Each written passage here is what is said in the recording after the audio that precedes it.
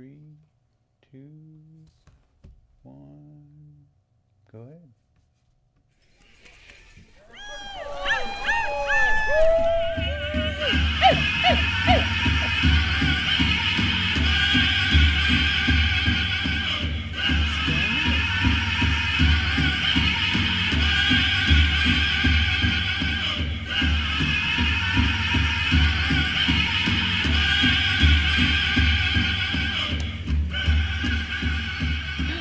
We won the lakes. All right, welcome back, YouTubers. This is Inland Northwest Native News. I'm your host, Jeff Ferguson. And I'm your co-host, Margo Hill. All right, and this just in. Yes, the Sinixt Nation is recognized by Canada. Oh my gosh, we are not extinct. This is the Colville Nation. Looking at the decision in the Colville Indian Reservation. The Dizitel case? The Dizitel case. Sorry, I'm so excited. The Colville Confederated Tribes have been fighting for their reservation to retain their right to hunt in Canada. The Sinixt lands went clear to Kettle Falls and up into Canada, across the Columbia River, including modern towns, in Canada. So there's so many people, Dr. Michael Marchand, Shelley Boyd, Virgil Seymour, Derek Lemire, Jim Boyd, all of these Colville tribal leaders working to fight for the Dizitel case. Rick Dizitel, they spent a lot of their lives and career recognizing their rights to hunt and fish in Canada. This is just came out just now. Much of Washington and part of Canada, and we didn't know these artificial boundaries that were put in place and agreed in, by these colonial settler governments, the United States and Her Majesty's Canada. But Older Than the Crown is a film by Derek Lemire that documents this. Mm-hmm. So we are so excited to be reporting on this news. Congratulations again to the Colville Confederated Tribes, to the Sinixt Band, to Rick Dizitel, Shelley Boyd, and all of those folks who work so hard, to the Colville Tribal Council and the Colville Tribal members. This is so exciting. I just can't even believe it. There was a case that said Colville Tribal members were extinct, the Sinixt Band. And here in Canada, Canada's Canadian highest court has upheld the acquittal of Richard Dizitel, a Sinixt member who tried to reverse the federal government's 65-year-old claim that the indigenous nation from British Columbia's interior were extinct and no longer existed. So in a 7-2 decision, the Supreme Court of Canada says the Sinixt Nation, whose reservation is in Washington State, have constitutionally protected indigenous rights, oh my God, to hunt and fish in their ancestral territory north of the border. So, all right. Big news. Oh my gosh. We have a shout out. We have our tribal people gathering up in Kettle Falls at our sacred location, the Sharpening Rock, at the Sharpening Stone, it's just I'm overwhelmed with the emotion. The Supreme Court's ruling will determine that the Sinixt, whose reservation that they have, again, these traditional hunting rights that are being recognized by the Canadian government. This case began back in 2010 when the tribal leaders of the Colville tribe, the Sinixt, sent one of their members. This was a test case, Richard Dizitel. Of course, the tribal members had camped up there at their traditional homelands, had been fighting roads and development in their traditional Aboriginal territories for all of these years. We have films back to the 70s where they mocked us and people were shouting, but we were fighting for the environment then. Mm-hmm. And now the Canada is recognizing the Sinixt right to hunt and fish in their Aboriginal territories. International news this morning. Very cool. Yeah. Just in the beginning of that, they had strategically got somebody from that band with their heritage, which was Rick, and they strategically, and it was very systematic. They sent him into Canada to poach, to illegally hunt there, and it was funny because they say it took once I think he shot an elk was what he got, and then once it went down.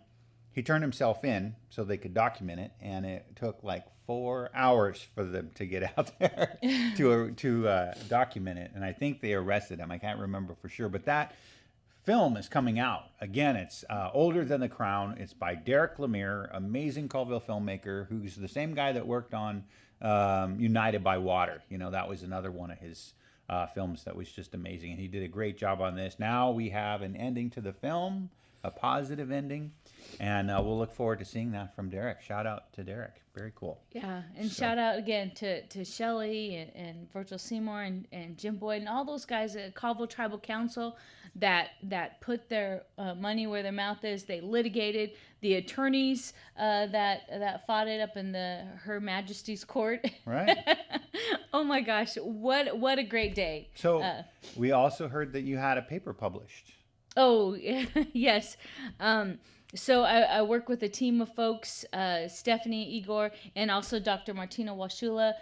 We had a paper published on opioids and understanding systems. It's in the Environmental Systems Journal, and it's called Native Populations and the Opioid Crisis, Forging a Path to Recovery, and it was accepted for publication in the Environment Systems and Decisions.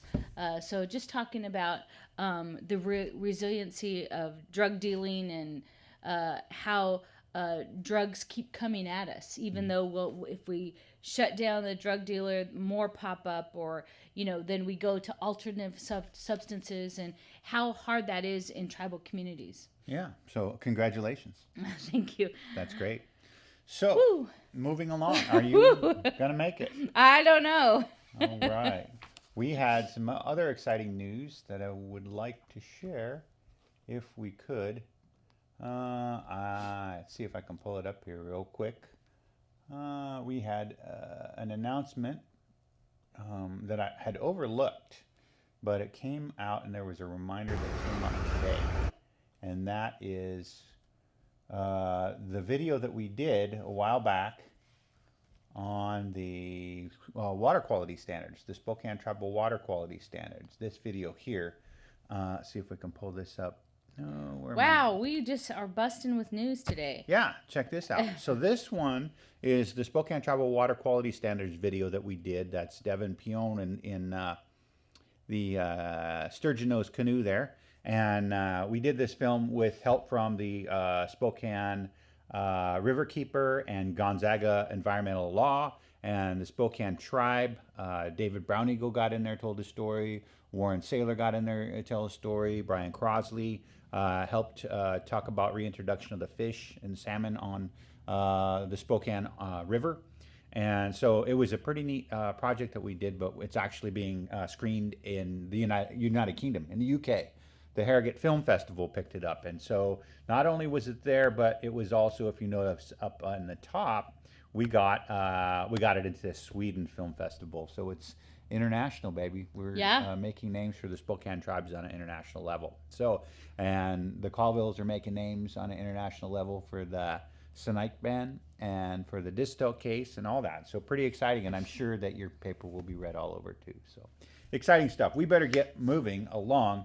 We have already burned through 10 minutes, if you can imagine that. And we actually had a whole full news sheet for today. We did. And all this stuff came in this morning. So, yeah. We have, a quick announcement. This is, if you didn't know, this is our 50th and final episode of the morning show. So it's been fun, and it's been real, and it's been real fun. So it's we're coming out of COVID, starting to come out of COVID. There's going to be more events to come up, and we have other stuff. So we chose to go quality over quantity. We'll be putting out stuff now that is more in depth and more like shot on the ground. Not necessarily hard news, but good feature stories on artists and elders and events, you know, powwows and conferences and all that fun stuff too. So we are going to be hitting the road. Yeah. I don't know about you, but I've got some spring fever going on, Yeah. and so we're going to be hitting the road. You know, we want to get out there. We're going to be heading out to the Indian horse relay. We're just ready to hit the river, and we got to go down to Warm Springs too. And I've got cousins in Warm Springs. Umatilla. Hermie Boyd, Sabrina Boyd. We're coming down. So yeah. let's get on down to Payumsha days. There we go. I wanted to go to Payumsha last year, man. We got in too much trouble. There's a little bit of Orange Jubilee going on and too much trouble with some of my family, so we haven't been back for a while. Oh. All right. No MD talk, right? Okay. So we have an announcement about... Congratulations. Congratulations, Nez Perce tribal member. Congratulations, Jaime Pinkham, who was sworn in today as the Principal Deputy Assistant Secretary of the Army Civil Works. Oh my gosh, I am so proud. Jaime Pinkham, one of our own local guys. You know, years ago I worked with him on organizing the ACES conference, the American Indian Science and Engineering Society conference right here in Spokane. Yeah. And so now Jaime Pinkham's big stuff, right? Back on Deputy Assistant Secretary of the Army of Civil Works. So shout out. He's also Al's brother, which gives some really cool factor, Al Pinkham. So shout out to Al. Yeah, shout out to Al always. Yeah, he's one of our favorites, did those tribal traffic safety videos with us. Yep. But again, we're proud of our Nimipu brother, Jaime Pinkham. Yeah, cool. All right, so we better keep moving. We have quite a few stories here. This next one is pretty exciting one. This one actually coming to us out of Alaska, and we have a short video on this, but we'll get to that here in a second. Filmmakers take a gamble on Metlakatla basketball, and it pays off with an award-winning documentary. Alaskan Nets chronicles life in the small southeast Alaskan community, which was rocked by tragedy and lifted by triumph during the 2017-2018 boys basketball season. Back in September, Metlakatla got a sneak peek of itself, a documentary about the high school boys basketball team. 2017-18 season played pretty much nonstop one weekend in the small southeast Alaska town, and pretty much everyone got a chance to see it. Alaskan Nets was shown 12 times on a 20-foot screen set up in the community's longhouse. It was down at the longhouse. Among the first to see it was the basketball coach, T.J. Scott, who worried parents might take offense when he saw him yelling at their kids when things got intense. But blowback didn't come until earlier this month, when the movie made its world premiere at the Santa Barbara International Film Festival, where it won the Audience Choice Award. 1,000 virtual tickets were sold, and Scott's grandmother in Washington was among those lucky enough to snap up a ticket. They sold out in less than a minute. After she watched it, she called Scott with a critique. "You need to watch your mouth, young man," she told him. Scott's defense: "It's real life." Alaskan Nets is a story about life and death in the small town Alaska, and the title is an homage to Metlakatla's twin passions of fishing and high school basketball. It follows the Chiefs as they chase their first state basketball championship in 34 years, a pursuit that sometimes becomes a heavy burden for the team and for the filmmakers. So we have a quick clip on that, so we'll see if we can pull that up. It looks like it's right here if you want to go ahead and shoot. Here we go.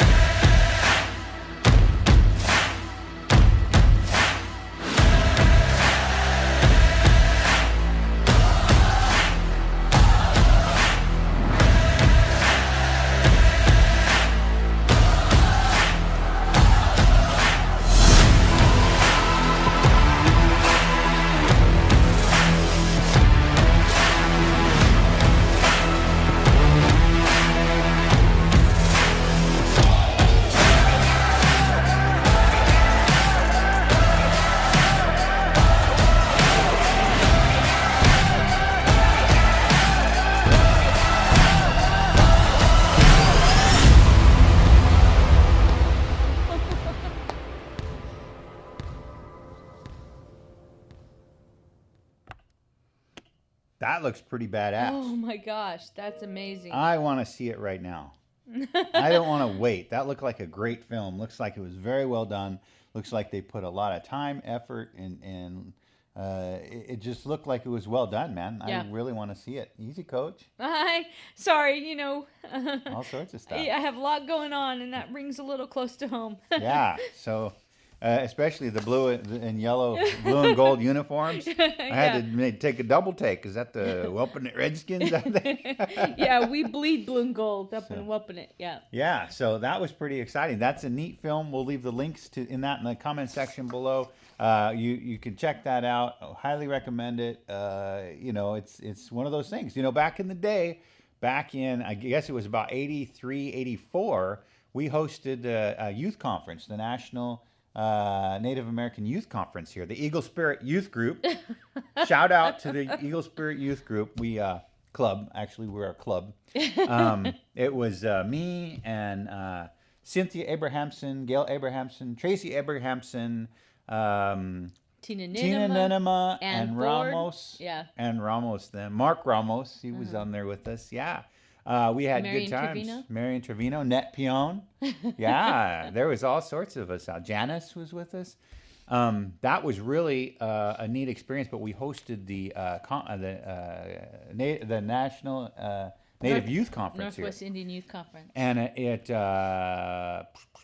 we had people from Metlakatla came, and they did a traditional dance here. Oh. They busted out their button robes, and they just they went to town, man. That was a lot of fun. I'm really excited to see this. What year was that? It was like 83, 84. Back in 1980. Hey now, we won't even go there, okay? So, we're not getting old. yeah, we're just getting better. All right. So anyhow, that looks really exciting. We better keep moving along. Holy smokes. Alaska Ball. Alaskan Nets is what that one's called. Yep, Alaskan Nets. So we have this story here that's pretty cool. See if we can pull this one up, if I can get there again. Oh, here it is. There we go. All right. Kurt Grinnell, Jamestown Tribal Council member, dies in a car wreck. This one's over on the coast from Jamestown Slalom Tribe, right there in Blinn, Washington. Kurt Grinnell, a Jamestown Slalom Tribe Council member for 16 plus years, died in a single vehicle wreck Tuesday, April 20th on Mount Pleasant Road in Port Angeles. The Clallam County Sheriff's Office reported today. Grinnell, 57, a Port Angeles resident, was the tribe's aquaculture manager and served on the tribe's hunting and fishing committee for 33 years after being elected to the council in 2004. According to a sheriff's office report, deputies at the Clallam County Fire District 2 personnel at 4:12 p.m. Tuesday responded to a collision on the 1400 block of Mount Pleasant Road. The driver and sole occupant of the vehicle was pronounced deceased on scene. Investigators on scene determined Grinnell's vehicle, a black 2012 Toyota Camry, was traveling southbound on a straight and level road when it left the road, went through a fence, and came to a rest against a tree. The accident remains under investigation by Clallam County Sheriff's Accident Investigation Unit. In 1981, Grinnell became a gillnet fisher and then began attending finfish negotiation meetings with the Macaw and Point Elliott Treaty Tribes. In the early 1990s, he served as the Indian Child Welfare Caseworker, Chemical Dependency Counselor, and Social Worker. And since that time, he also served as the Jamestown Clallam Tribe in areas of education, housing, and culture. And in 1995, he became a commercial gooey duck diver. So this guy was busy. He was doing all sorts of stuff. Kurt Grinnell was his name, Jamestown Tribal Council member. And our hearts go out to the community of the Jamestown Slalom Tribe. And Ron Allen and all those guys, It's a small, tight community, and this guy was clearly a mover and a shaker. And that's sometimes how it is. You're the chemical dependency counselor, you're the social worker, you're working in education, housing, culture. Yeah. Gooey duck, commercial diver. Gooey duck diver. Yep. We do it all. We have to do it all in Indian country. So anyhow, we just wanted to raise our hands to the Jamestown Slalom Tribe for their loss, and shout out to the family out there. I hope they're doing okay. So here's a picture of him and his daughter when they're out there singing. So next story we have is Jill Biden. Jill Biden hears from Navajo women on needs priorities. This was updated on the trip that was Biden's third to the sprawling reservation and her first as a first lady. This one by Felicia Fonseca, and this one comes out of Indian Country Today. So Jill Biden spent the first of 2-day trip to the Navajo Nation, hearing from female leaders about the needs and priorities of the country's largest Native American reservation, including more law enforcement and medical resources. So Jill Biden, she went to the Navajo Nation as the First Lady, of course. She was hosted by Navajo Nation First Lady Fefilia Nez, and thanked her support for supporting the Cancer Treatment Center in Tuba City on the reservation's western side.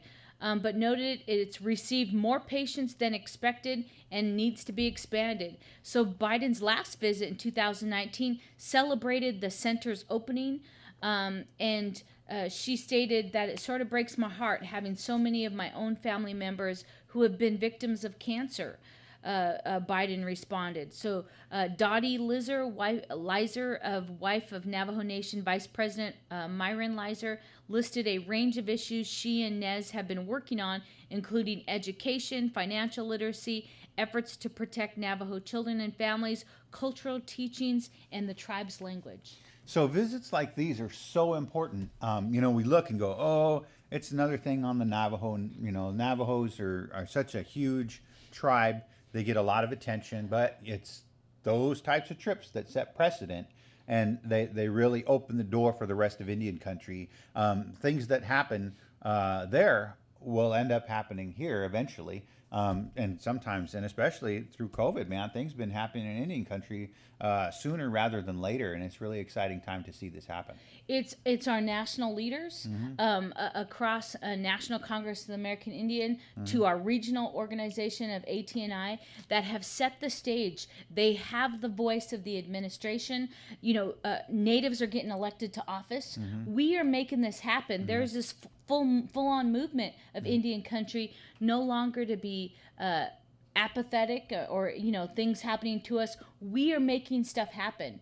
And it's these national leaders, Fawn Sharp, Ron Allen, folks that are out there, Brian Cladsby, and then locally, in addition to Deborah Holland and Sharice Davids, and then we have our own state legislators, Deborah Leakenoff.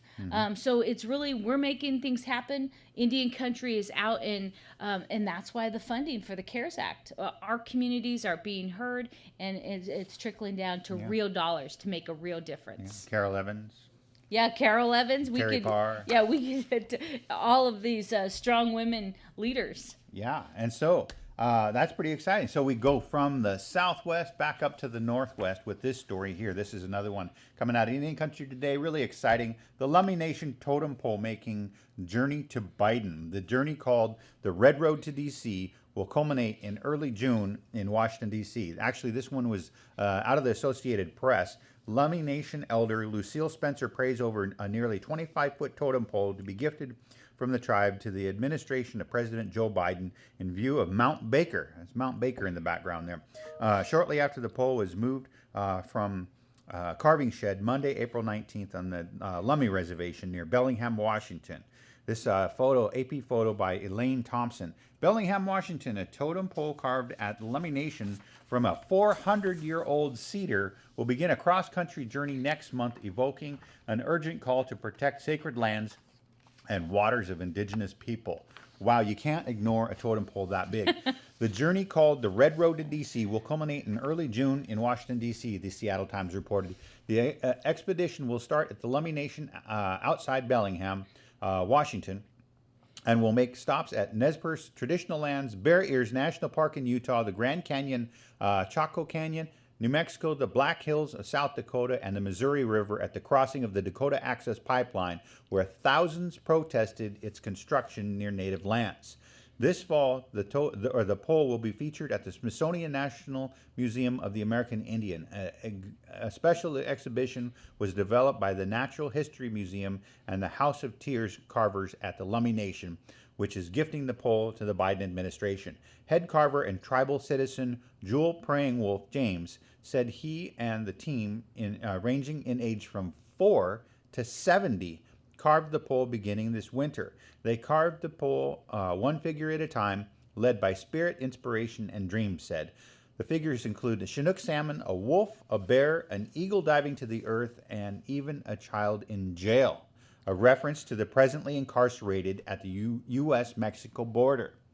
Holy cow. Holy what a smokes. statement. This is going to D.C. You can't ignore it. Look at the route they're taking, man. That's crazy. Going through Bears Ears and over the Missouri River.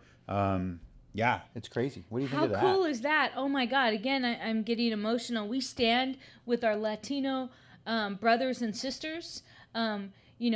Beautiful brown children being put in cages. And here's one way, one creative way that we let our voice be heard. A reminder that it is not okay to put children in cages. Yeah. The Lummi Nation have been at the forefront when it comes to a lot of these fights a lot of the time. And I have to raise my hands to them. They're so inspiring in a lot of ways. They were one of few tribes from the United States that were invited to go to the Paris Climate Summit and bring their canoe out there. And that was that was a result of them being out in Puget Sound protesting on canoes and kayaks when they dragged the oil rig into Puget Sound for servicing. They all went out there and they protested that. So really at the forefront, you have to kind of ask yourself, what can I do? What can I do locally, regionally, nationally? We have people from Spokane that actually lead efforts globally. And it's really exciting time, with the advent of social media. There's really no reason for people not to be heard and not to make the effort. Grab your phone, grab a camera, get your voices out there. You see all the people that hold their signs up on social media, and some of those posts get millions. We had Rosalie Fish out running for the missing or murdered indigenous women. We had all the kids from Standing Rock that did things like that. We have kids out on the Spokane Indian Reservation that do the anti-drug walk every year. So yeah. And what a powerful monument. Here we have this Lummi Nation carving and totem pole. How cool is that? In Washington, D.C., if you haven't been there, there's lots of white, shiny national monuments. From the City Beautiful movement, we look to the borrowed culture of the Greek, of the Pantheon and the Roman culture, and also even the Egyptian architecture. Now we have actual native, indigenous to this country and this land monuments that are going to be in D.C. Yeah. Right. Thank you to the Biden administration, and thank you to Lummi Nation. Yeah. Lummi Nation. Yeah, that's cool. So we better keep moving. We're already running out of time here. Saturday is National Drug Take Back Day. This one from Springdale Together Coalition in partnership with Northeast Tri-County Health District, Stevens County Fire District Number 1, and Stevens County Sheriff Office will be collecting unused prescription drugs at Springdale Fire Station from 10 a.m. to 2 p.m. DEA National Drug Take Back Day. Again, Springdale Fire Department. And I'm going to keep this short, Jeff, but it's very important that we properly dispose of our drugs. Number one, we don't want people getting access to them that shouldn't have access. It causes addiction. And second, it's not good for our water systems. We do not want opioids. There's studies out of clams that have opioids and people that are female contraceptives in the waterway. So please, we've got to dispose of all these we have this medicated society.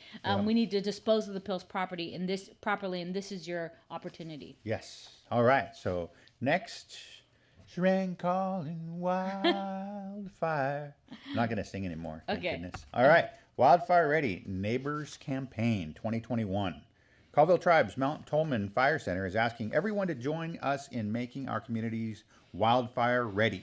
Earlier this week, Commissioner of Public Lands Hillary Franz was in Winthrop, Washington to kick off a new collaborative effort between the Washington State Department of Natural Resources, community members, home preparedness experts, regional fire districts, and other partners to better prepare those most at risk during wildfire season. She introduced Chairman Rodney Costin, and he stated, on behalf of the Confederated Tribes of the Colville Reservation, I appreciate the efforts of the Commissioner Hillary France to prepare our communities and citizens to be prepared when a wildland fire threatens homes and lives. This past year, many suffered immensely. We need to work together to prevent devastating fires from ever happening again. Colville Tribes Mount Tolman Fire Center is asking everyone to join us, making our communities wildfire ready. Learn more at wildfireready.com, and we'll leave the link to the Facebook announcement.